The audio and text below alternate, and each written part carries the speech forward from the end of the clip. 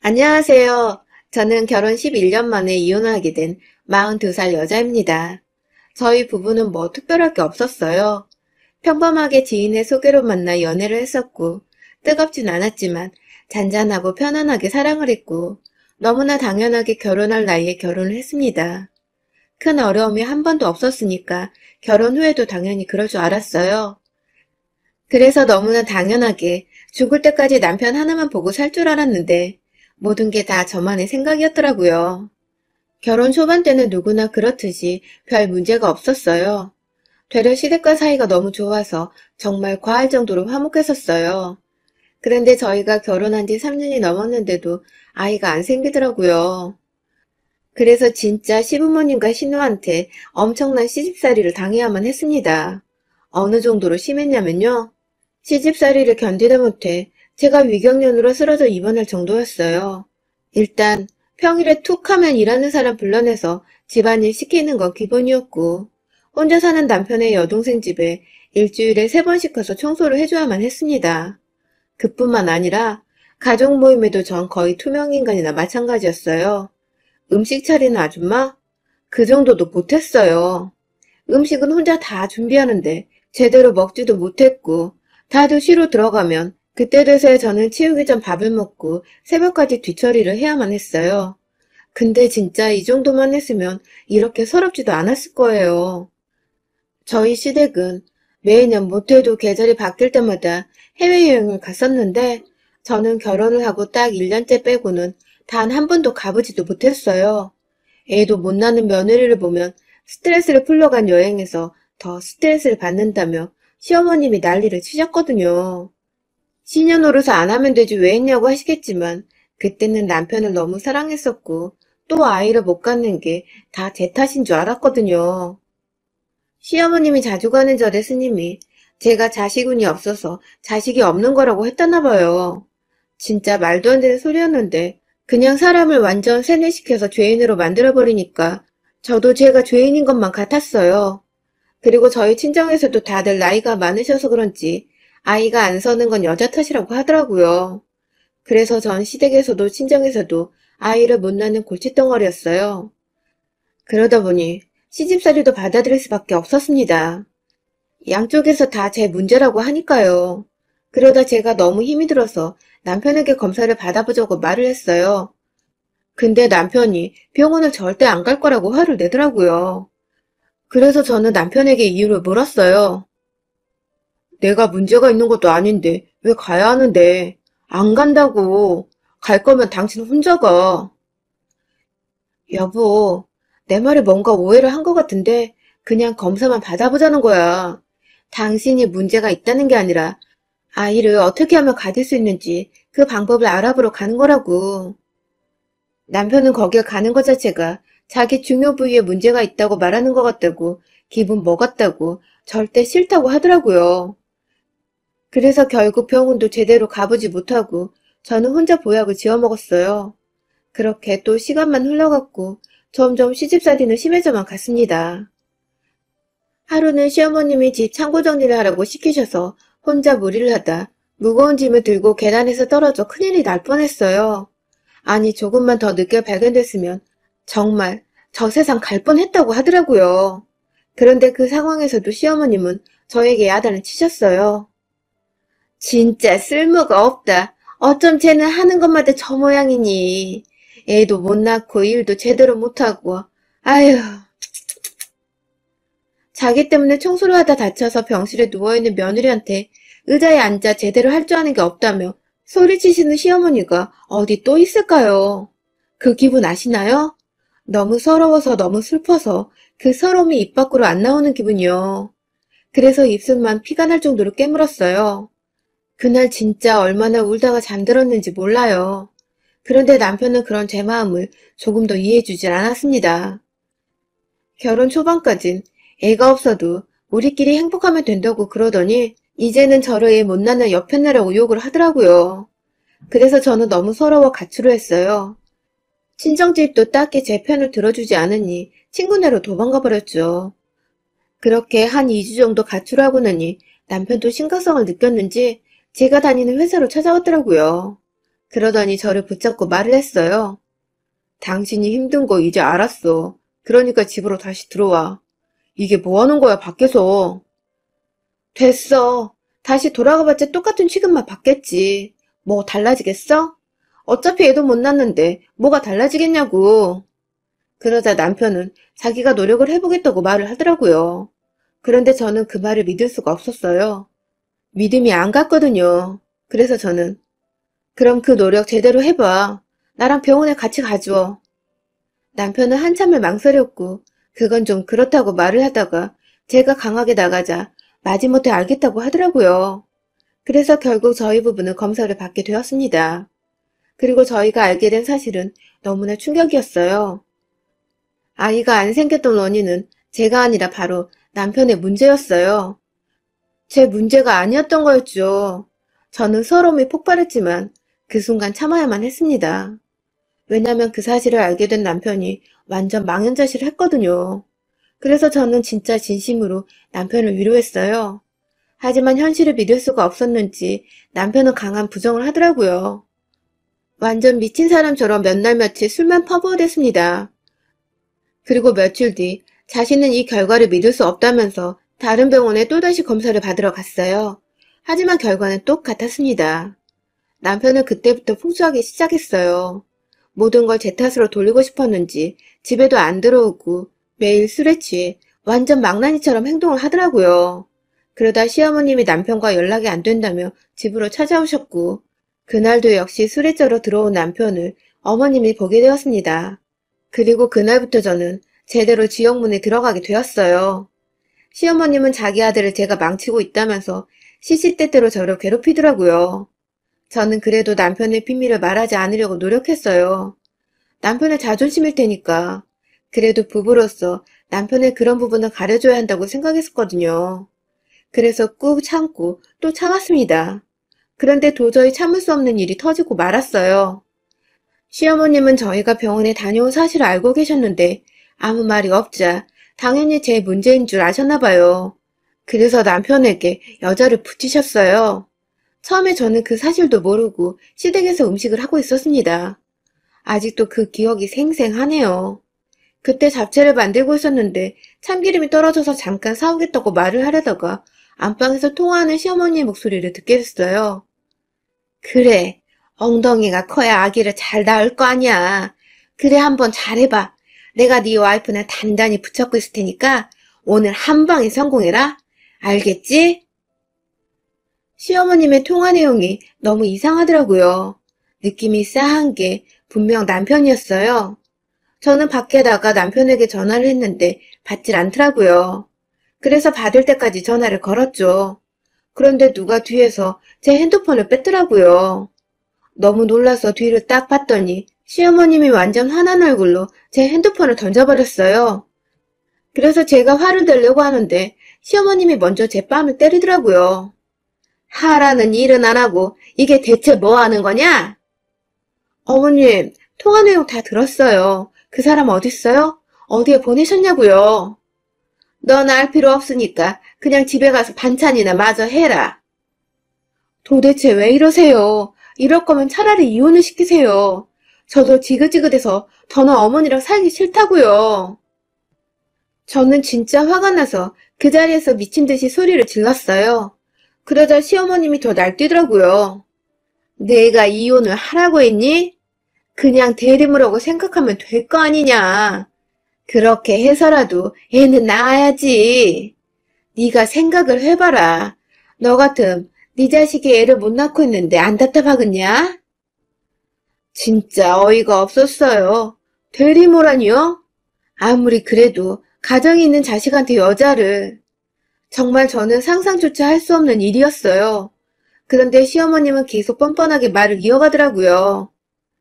네가 애만 제대로 낳았으면 내가 이렇게까지 했겠냐? 네가 애를 못 낳는 걸 탓해야지 누굴 탓하겠냐? 그러니까 잔말 말고 들어가서 음식이나 해라. 시어머님은 저렇게 말을 하고 안으로 들어가려고 하더라고요. 결국 인내심이 폭발한 저는 시어머니께 모든 사실을 다 말해버렸어요. 제가 문제가 아니라고요. 제가 아니라 이 집 아들이 어머님 아들이 아이를 못 갖는 거라고요. 제 말에 시어머님은 제 앞으로 와서 제 뺨을 또 때렸어요. 뚫린 입이라고 이걸 확? 너 죽고 싶어? 어딜 내 아들을 모함해? 당신 아들한테 확인을 해보시던가요. 이미 병원 두 곳에서 다 확인했다고요. 제 말에 완전 충격을 받은 어머님은 철퍼덕 바닥에 주저앉으시더라고요. 그러더니 끝까지 제 말을 못 믿겠다면서 부정하셨어요. 그래서 저는 시어머니에게 똑바로 확인해보라고 말을 남기고 시댁을 나와버렸어요. 그리고 나오면서 제가 정성껏 만들었던 음식을 싹 다 버려버렸어요. 그 인간들 주둥이로 들어갈 걸 생각하니까 진짜 너무 짜증이 나더라고요. 그래서 음식을 버리고 친정집으로 바로 가버렸어요. 울면서 집으로 들어가 저희 가족들에게 그동안 있었던 모든 일들을 말해줬어요. 진짜 저희 집은 한바탕 난리가 났죠. 그동안 제가 죄인인 줄 알고 참고 살라고 했던 건데 모든 게 다 남편 탓이니까 가족들도 완전 뒷목을 잡았어요. 저희 아버지, 어머니는 저한테 너무 미안하다며 눈물을 보이셨고요. 솔직히 가족들한테 너무 서운했었는데 이렇게 아버지가 눈물을 보이시니까 그 원망과 미움이 다 풀리더라고요. 저희 부모님들도 저한테 그러고 싶으셔서 그런 건 아니었을 테니까요. 그렇게 한참을 부모님과 오해를 풀고 나서 저는 새 핸드폰을 구매했고 바로 남편한테 전화를 했습니다. 낮에는 그렇게 전화를 안 받던 남편이 늦은 저녁이 되니까 전화를 받더라고요. 야, 네가 우리 엄마한테 말했냐? 제가 전화를 하자마자 남편을 욕을 퍼부으며 저렇게 말을 했어요. 저는 그 태도가 너무 뻔뻔해서 말문이 턱 하고 막히더라고요. 지가 저한테 큰 소리 칠 때가 아닌데 저를 막 몰아세우니까 정말 어처구니가 없었어요. 그래서 저도 같이 욕하면서 싸웠죠. 뭐가 그렇게 당당해서 나한테 따지는 거야? 당신이 나한테 그런 말할 자격이 있다고 생각해? 지금 당신 바람 폈잖아. 다른 여자랑 자고 왔잖아. 이게 무슨 바람이야. 우리를 위해서 내가 희생하는 거지. 뭐? 희생? 당신이 애를 못 갖는데 다른 사람이랑 잠자리를 하는 거랑 우리의 희생이랑 대체 무슨 상관인데. 말이 되는 소리를 하라고 이 인간아. 내가 애를 못 갖는 것도 아니고 당신이 못 갖는 거라고. 남편은 완전 정신이 나갔더라고요. 시어머님이 정해준 여자랑 잠을 자면 내가 들어선다고 스님이 알려줬다나 뭐라나. 완전 미쳐서 헛소리를 짓거렸어요. 도대체 그 스님이 뭐라고 그 말을 맹신하냐고요. 제 생각에 스님은 핑계고 그냥 자기가 다른 여자랑 자고 싶으니까 괜히 시어머님과 스님을 들먹이는 것 같다고 느껴졌어요. 그렇게 저랑 계속 실랑이라던 남편은 처음엔 변명을 저에게 주저리 떠들어대다가 돌변해버렸어요. 엄마 말이 다 맞았어. 다 너 때문에 내가 이렇게 된 거야. 네가 제대로 여자 구실만 했어도 나는 괜찮았을 거라고. 미친 소리를 하면서 저를 위협하는데 더 이상 남편과는 대화를 하면 안 되겠다는 생각이 들더라고요. 어차피 이미 통화 내용은 다 녹음했고 중요한 내용들은 다 들어있으니까 저는 그냥 전화를 끊어버렸어요. 그리고 절차대로 이혼 소송을 차차 준비해 나갔습니다. 처음엔 적당히 합의 보고 그냥 깔끔하게 합의 이혼을 하려고 했는데 시어머님이 저한테 이혼하고 싶으면 다 두고 네 몸만 나가라? 라고 하시더라고요.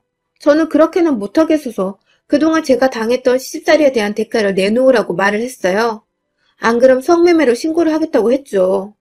어쨌든 대가를 치르고 남편과 다른 여자를 잠자리하게 했으니까요.